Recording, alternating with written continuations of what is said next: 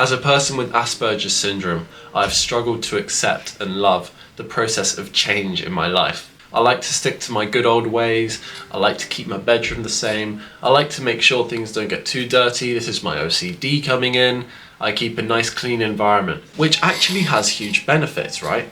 OCD can help my focus and limit ADHD symptoms where you may want to jump from one task to the next because I don't have a dirty room. A dirty room prompts multiple tasks in order to clean, get clothes off the floor, arrange wardrobes, and place objects back on the shelves. As a child, I particularly struggled to accept change going forwards. This was especially apparent when I was moving from my first school, my primary school, to my second school. I'd spent 7 years at my primary school, making friends, interacting with others, loving life, chilling with friends, making memories. And when I reached age 11, I was about to finish year 6.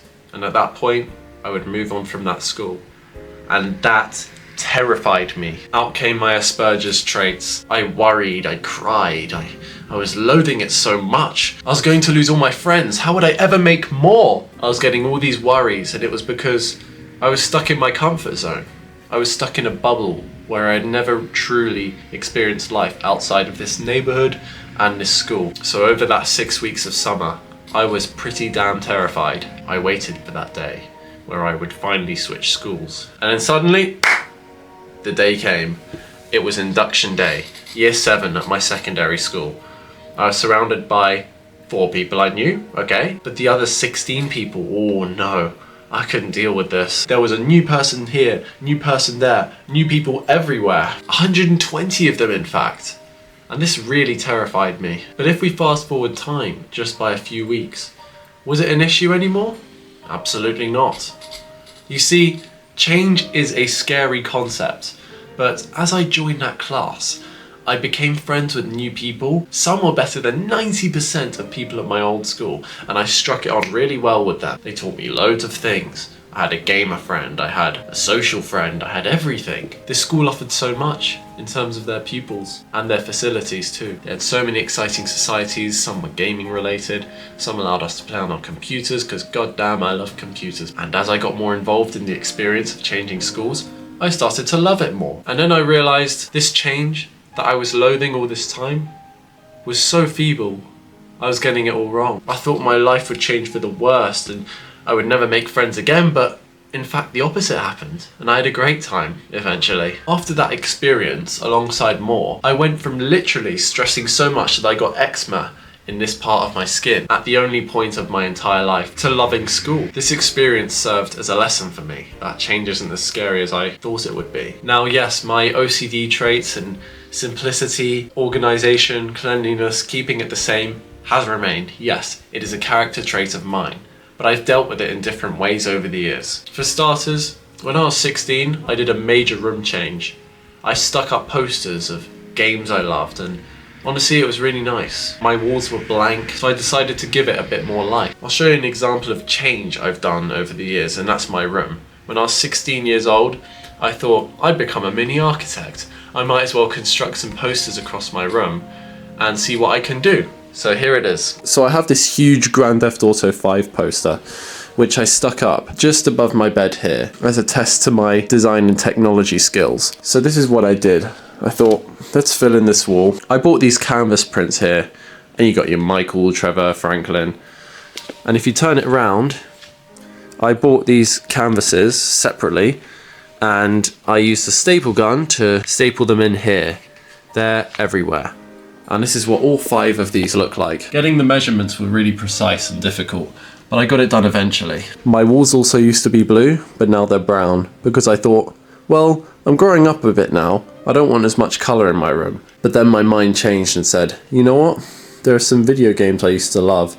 So I put up these posters to remind me of them.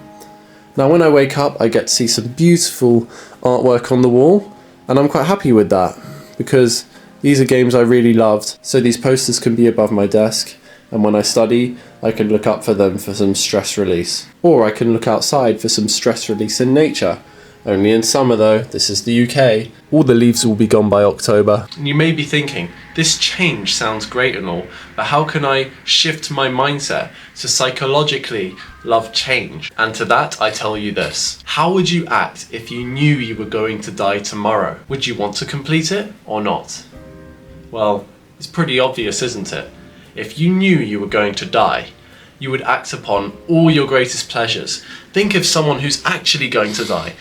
They're going to travel the world. They're going to go everywhere they ever wanted, no matter how much it costs. It means all that money can buy, because at the end, they're going to die and they're going to take all these memories to the grave with them.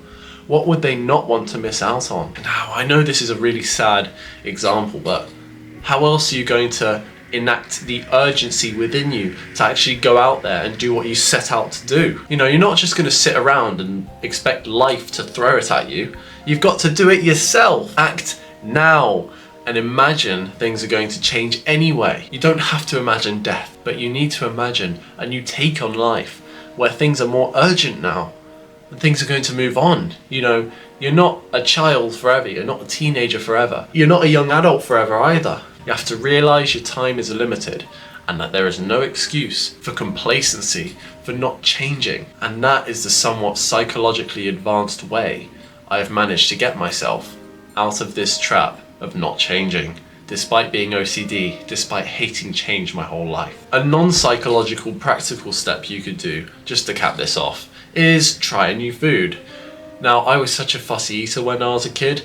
I would only eat chicken, fish fingers, and chips. I wouldn't eat fruit or vegetables. I had to have literally a carrot, apple, and broccoli juice just to get it in me. That was the form of fruit and vegetables I disliked the least. It was so crazy. I was taking omega-3 supplements just to meet my nutritional needs. But eventually I thought, why don't I mature and try some new foods? That's what I did. I now like Indian, Japanese food. I like all kinds of Italian food. I like all the meats. I still have my dislikes, like I don't like noodles at all.